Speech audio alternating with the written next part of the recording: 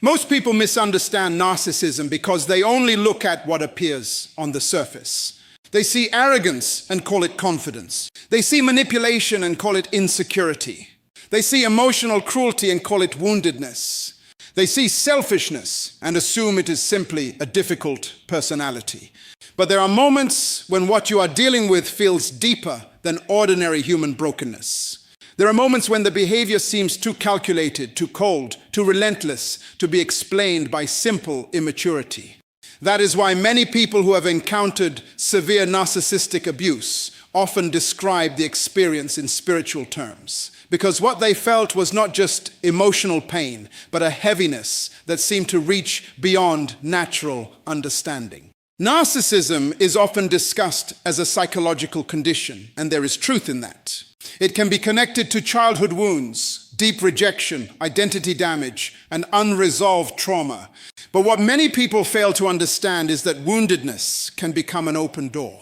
Pain by itself does not automatically create evil, but unhealed pain can become a breeding ground for darkness when a person refuses truth, refuses accountability, and refuses transformation.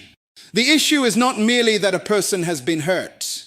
The issue is what they choose to do with that hurt. Some people become compassionate because of pain. Others become destructive because of pain. Some people use suffering to grow. Others use suffering as permission to make others suffer. That is where narcissism can become something more dangerous than personality. It can become a spiritual stronghold. A stronghold is not simply a bad habit. It is a pattern that becomes entrenched in a person's thinking until destruction begins to feel normal. It is when pride becomes identity. It is when control becomes survival. It is when manipulation becomes communication. It is when cruelty becomes satisfaction. At that point, you are no longer dealing only with a person who behaves badly. You may be dealing with a person whose inner world has become aligned with darkness. One of the reasons narcissists can appear so disturbing is because they often know exactly what they are doing. They can sense what hurts you and use it. They can identify your compassion and exploit it. They can recognize your loyalty and turn it into a weapon against you. They can study your weaknesses while pretending to care about your healing. That is why the damage feels so personal. It is not random. It often feels targeted. The pain feels intentional because in many cases it is. And when someone repeatedly chooses to wound others without remorse, you begin to realize you may not simply be witnessing dysfunction. You may be witnessing a soul that has become comfortable partnering with darkness. Many people struggle with this idea because they want to believe every harmful person is simply misunderstood. They want to believe enough love can fix anyone. They want to believe compassion can change every heart. But wisdom teaches that not every person wants healing. Some people would rather protect their false self than face their true self. Some people would rather control others than confront themselves. Some people would rather destroy your peace than acknowledge their own emptiness. When a person repeatedly rejects truth, they can become increasingly consumed by the darkness they continue to entertain. That is why discernment matters. Discernment allows you to recognize when something is deeper than ordinary conflict. It allows you to sense when someone is not merely struggling, but when they are becoming destructive. It helps you understand why you can leave certain conversations feeling drained, confused, anxious, and spiritually heavy. Sometimes your spirit recognizes danger before your mind can explain it. Sometimes your soul feels what your logic has not yet accepted. And many people ignore that inner warning because they have been taught to doubt themselves. But one of the greatest gifts you can develop is the ability to trust what your spirit is revealing. Understanding that narcissism can have spiritual roots does not mean every difficult person is possessed or every selfish person is evil. It means some people have allowed darkness to grow unchecked inside them. It means repeated choices can shape a person's soul. It means that when pride is fed long enough, empathy can die. It means when deception is practiced long enough, truth can disappear. It means when cruelty is repeated long enough, conscience can become silent. And once conscience becomes silent, evil can begin to feel ordinary. This is why your healing begins when you stop minimizing what you have experienced. You do not need to call darkness love. You do not need to excuse what has been destroying you. You do not need to keep explaining away what your spirit keeps warning you about. Sometimes the most liberating realization is understanding that what you experienced was not just unhealthy. It was deeper than that. And once you understand that, you stop blaming yourself for failing to change someone who was committed to remaining in darkness.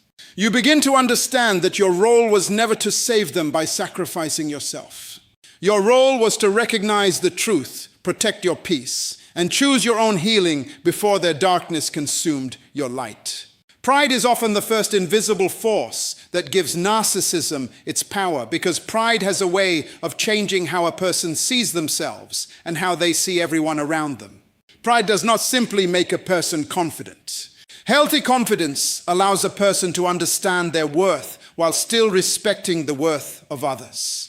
Pride is different because pride convinces a person that they are more valuable than everyone else in the room. It whispers into their spirit that they deserve admiration without earning it, authority without character, and loyalty without love. It creates a false throne in the heart, and once someone places themselves on that throne, they begin expecting others to bow to an image that was never real. This is why pride is so dangerous in the life of a narcissist.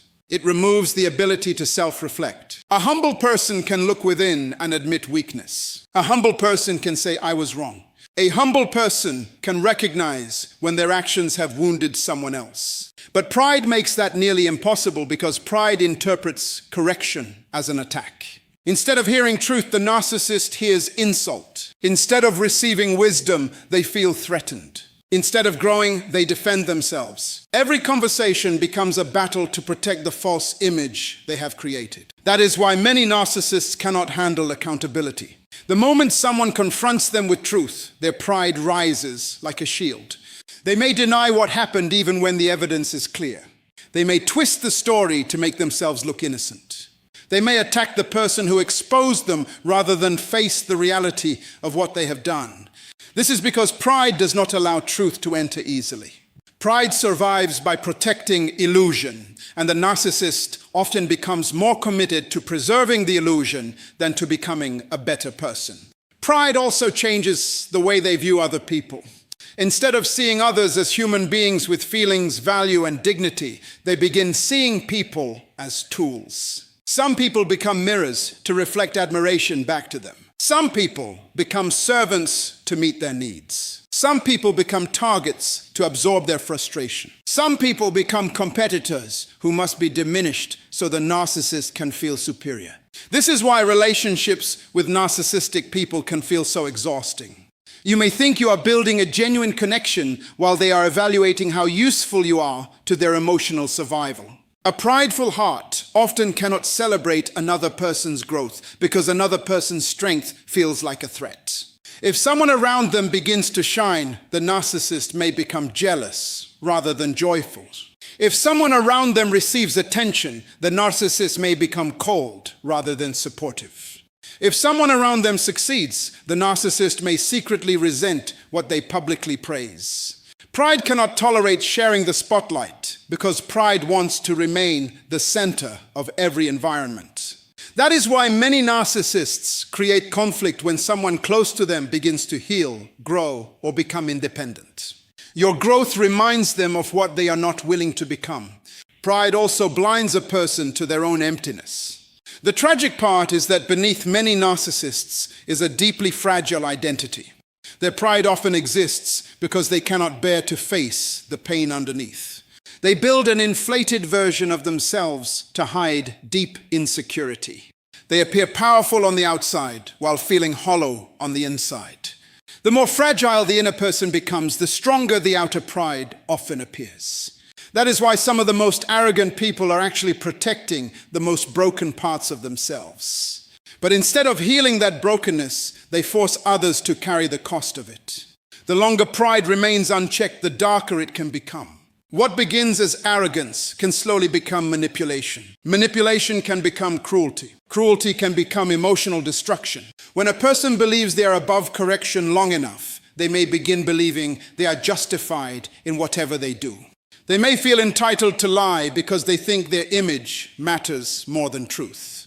They may feel entitled to betray because they think their desires matter more than loyalty. They may feel entitled to wound because they think their pain matters more than anyone else's. Pride can slowly silence the conscience until harmful behavior begins to feel normal. This is why discernment matters so much. Many people see narcissism and only recognize confidence, charm, or strength. But discernment helps you see when confidence has become corruption.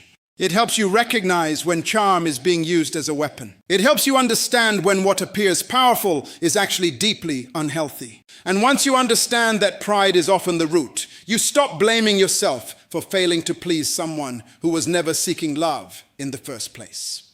You realize that no amount of kindness can heal someone who worships their own reflection more than they value truth. One of the most dangerous forces operating inside narcissistic behavior is the obsession with control.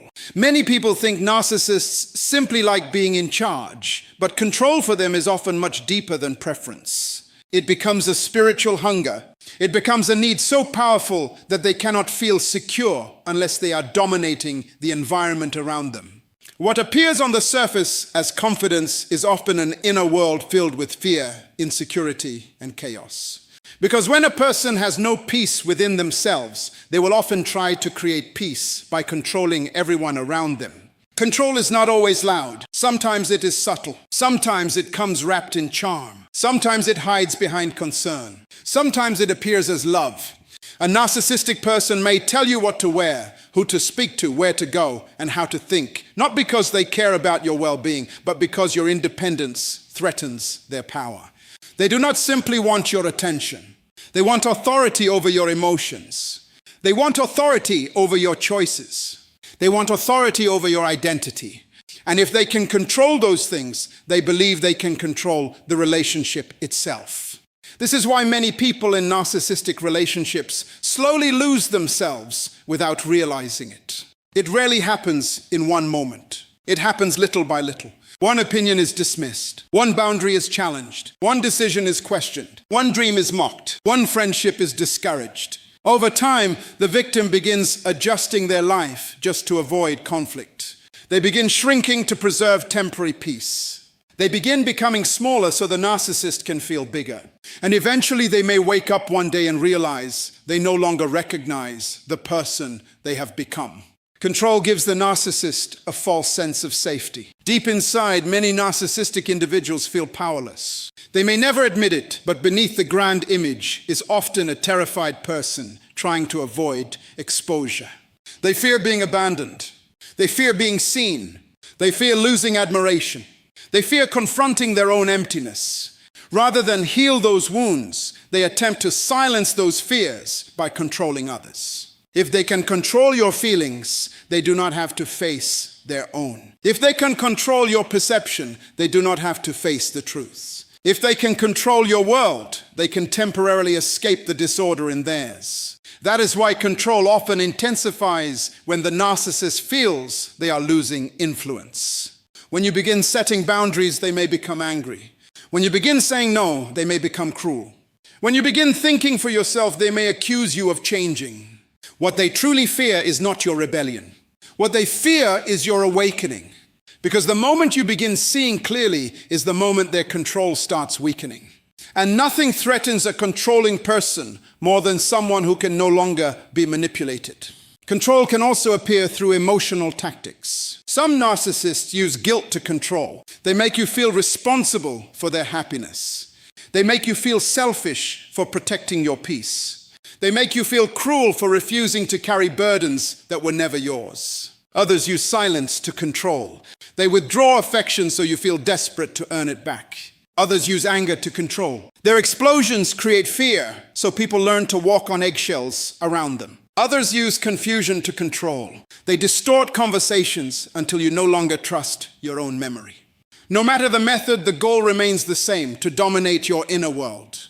But true love does not need control to survive. Real love gives freedom. Real love respects boundaries. Real love does not erase identity, it strengthens it. A healthy person may desire partnership, but a narcissistic person often desires possession. And there is a difference between being loved and being managed. There is a difference between being valued and being controlled. Many people do not realize they are being spiritually drained because they mistake control for care. One of the most powerful moments in healing comes when a person recognizes that control only works when it is accepted. The narcissist may attempt to dominate, but their influence begins to collapse when you stop surrendering your voice. The moment you trust your discernment, their manipulation weakens. The moment you honor your boundaries, their authority begins to crumble. The moment you choose peace over pleasing them, you reclaim pieces of yourself that control once stole. That is why understanding control is so important. It helps you see that the battle was never just about arguments, emotions, or misunderstandings. It was about power. It was about someone trying to govern a soul they were never meant to own. And once you understand that, you stop blaming yourself for their behavior. You begin to realize that your greatest strength was never in obeying their control. Your greatest strength is in refusing to live under it any longer. One of the most dangerous forces operating behind narcissism is deception, because deception allows darkness to wear a beautiful face. It allows a destructive person to appear harmless. It allows manipulation to look like affection. It allows control to disguise itself as concern. And if you do not understand this, you may spend years trying to heal from wounds that you never saw coming, because some of the deepest pain in life does not come from an enemy who openly attacks you. It comes from a person who smiles while slowly destroying you. A narcissistic person often survives by creating an alternate reality. They become experts at presenting an image that hides what truly lives inside them. In public, they may seem compassionate, generous, and wise. Around others, they may appear charming, disciplined, and even spiritually mature. They know how to say the right words. They know how to mirror your values. They know how to become whatever version of themselves will gain your trust. This is why so many people struggle to explain what happened to them after being close to a narcissist. The person everyone else sees is often very different from the person who exists behind closed doors. That is the power of deception.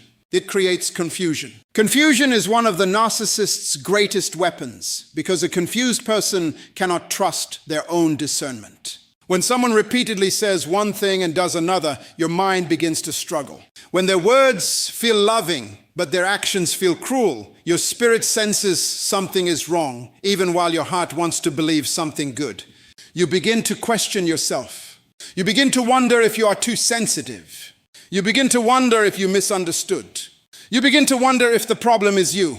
That is exactly how deception works. It shifts the burden from the guilty person to the wounded person. Instead of them facing what they are doing, you begin analyzing yourself. Instead of them confronting their darkness, you begin questioning your worth. Instead of them taking responsibility, you begin carrying pain that was never yours to carry. A narcissist often lies not just with words, but with behavior. Sometimes the deception is subtle. They may promise loyalty while entertaining betrayal. They may speak peace while creating chaos. They may praise you in front of others while secretly resenting you in private. They may act supportive while quietly undermining your confidence.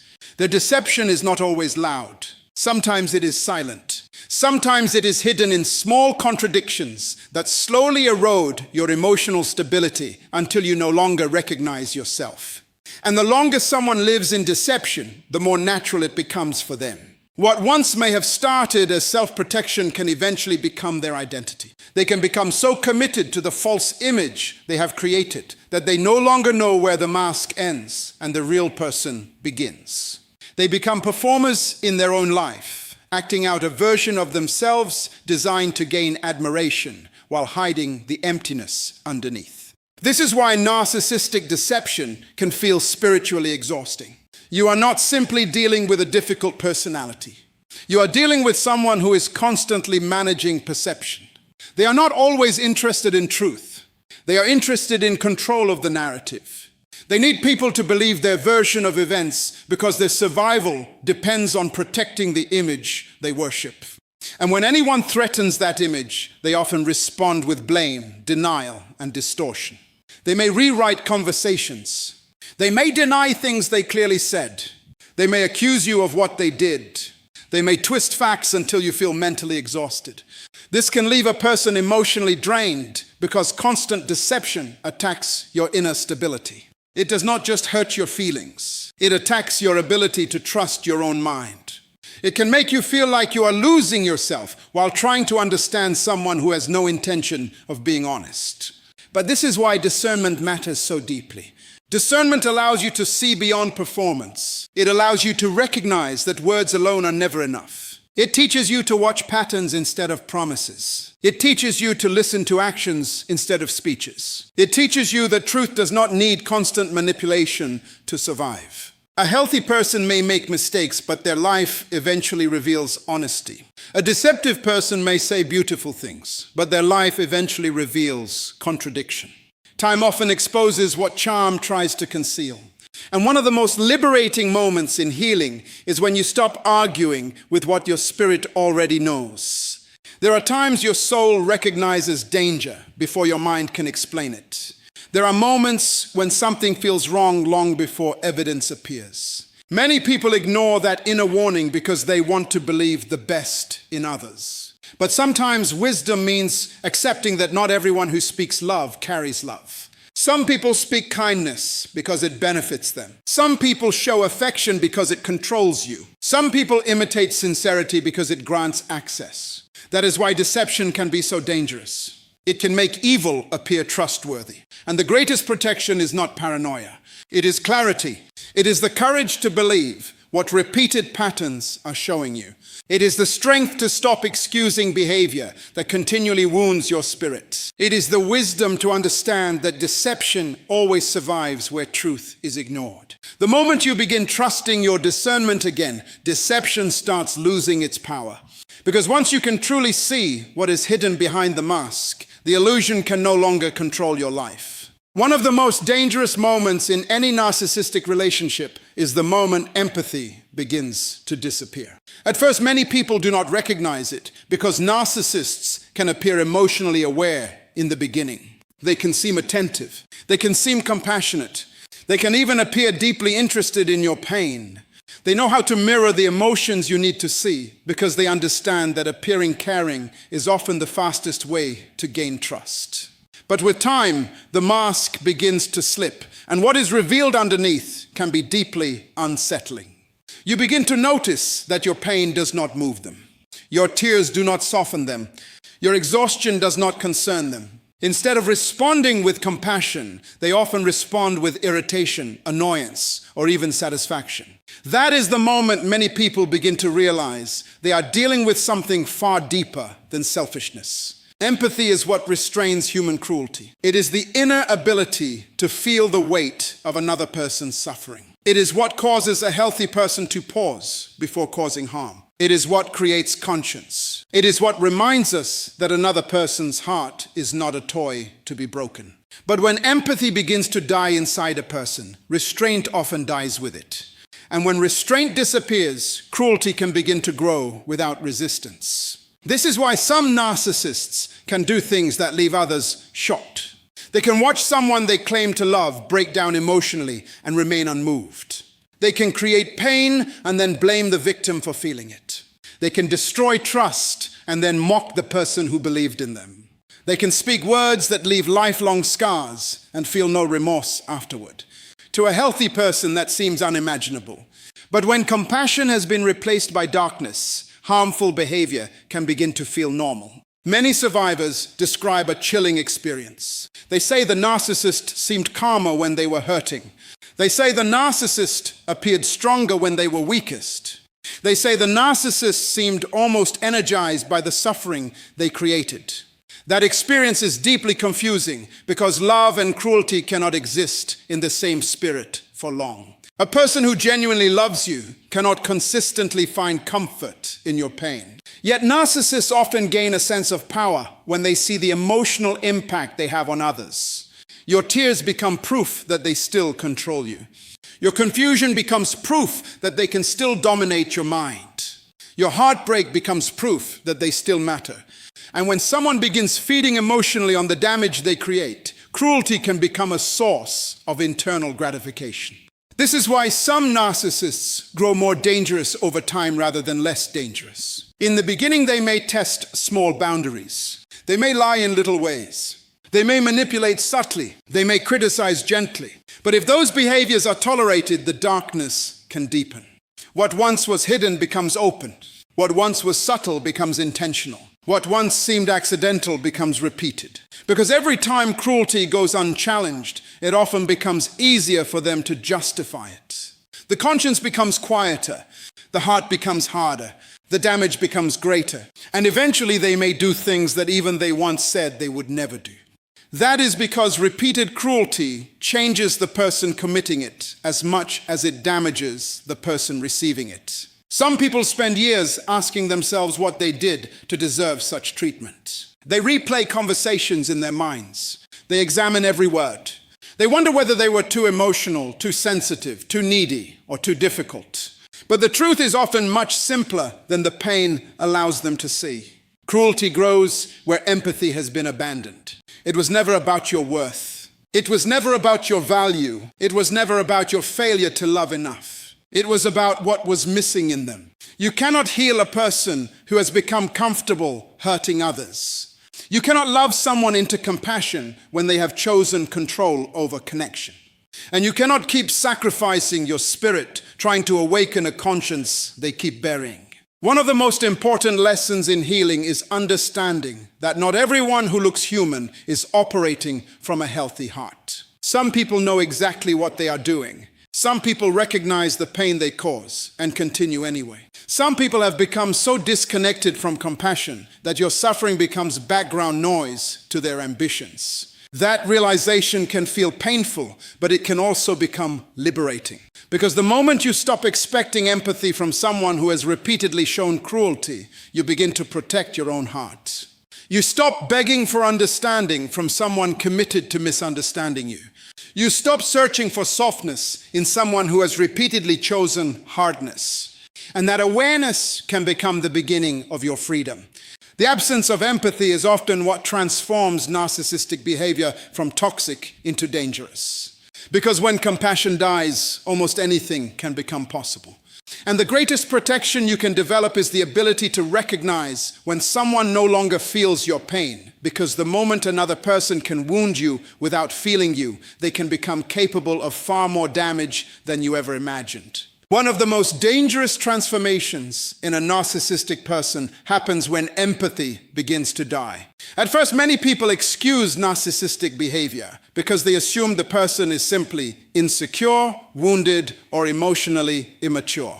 They believe beneath the harsh words and manipulative actions, there must still be a conscience that can eventually awaken.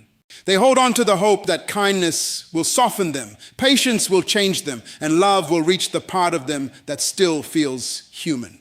But what many people fail to understand is that when compassion begins to disappear from a person's heart, something far more troubling can take its place. Empathy is what allows one human being to feel the pain of another. It is what causes a healthy soul to pause before causing harm. It is what creates conviction after wrongdoing. It is what makes a person uncomfortable when they see tears they have caused. Empathy is one of the invisible safeguards of the human spirit. It protects relationships. It protects families. It protects communities. It protects the soul from becoming consumed by darkness. When empathy is alive, even flawed people can recognize when they have crossed the line. But when empathy begins to die, that inner restraint begins to vanish.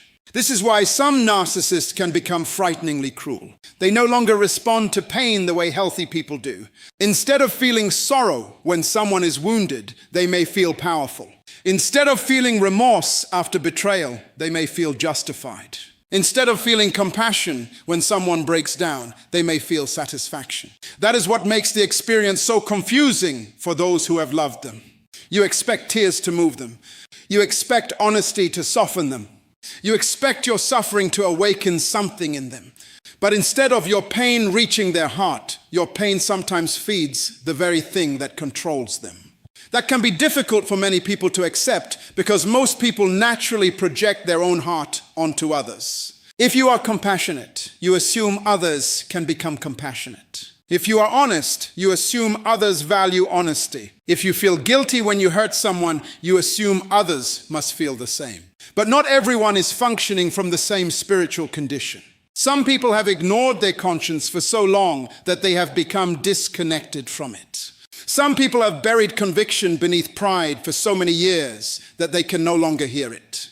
Some people have chosen self-preservation over humanity until harming others no longer feels wrong to them. When compassion disappears, people can begin doing things that seem impossible to comprehend. They can watch someone cry and remain unmoved. They can destroy trust and sleep peacefully. They can humiliate someone they once claimed to love and feel no remorse. They can rewrite history, deny obvious truth, and leave others carrying wounds they themselves created. To the outside world, they may still appear charming, polished, and respectable. But behind closed doors, the absence of empathy reveals a much darker reality. Because the greatest danger is not always anger. Sometimes the greatest danger is emotional emptiness. A person without empathy can become capable of things that ordinary people cannot imagine. They can use affection as a weapon. They can use silence as punishment. They can use vulnerability as information for future attacks. They can study another person's heart only to discover where it can be broken most deeply. That is why victims often describe the experience as more than emotional abuse. They describe it as soul-level damage. It feels deeper because cruelty from someone without empathy does not feel accidental. It feels intentional. It feels calculated. It feels personal. And this is where many people lose themselves. They continue trying to awaken compassion in someone who has become comfortable without it. They keep explaining their pain, hoping this time the narcissist will understand. They keep exposing their wounds, believing vulnerability will create connection. They keep waiting for remorse that never comes. But you cannot force empathy into someone who has chosen to silence it. You cannot heal a person who finds comfort in denial. And you cannot build peace with someone who feels strengthened by your suffering. The lesson is not simply to recognize cruelty in others. The lesson is to understand that when empathy dies, evil can begin to feel normal to the person who carries it. And once cruelty becomes normal, the damage they create can become devastating. This is why discernment matters. Because not every smiling face carries a safe heart. Not every apology carries true repentance. Not every kind word carries sincere love. Sometimes what appears gentle on the surface can hide a spirit that has become dangerously cold within. And once you understand that, you stop trying to convince yourself that your pain should matter to someone who has lost the ability to feel it. You stop begging for compassion from someone who has become comfortable living without it. You stop expecting your tears to awaken a conscience they have repeatedly ignored. Instead, you begin protecting your spirit. You begin trusting what you have seen. You begin honoring what your soul has been trying to tell you. Because one of the wisest things a person can learn is that when empathy disappears, cruelty often takes its place. And when cruelty is allowed to grow unchecked, darkness can begin to feel ordinary to the one who carries it.